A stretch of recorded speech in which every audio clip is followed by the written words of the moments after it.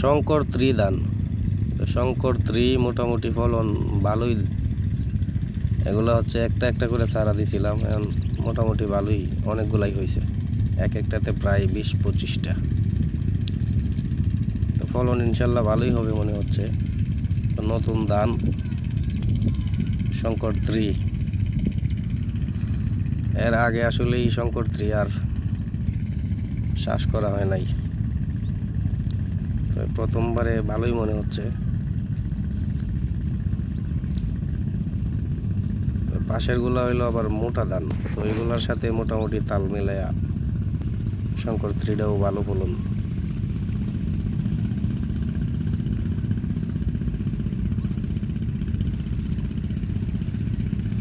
জমিতে পানি দিতে হয় অনেক দূর থেকে,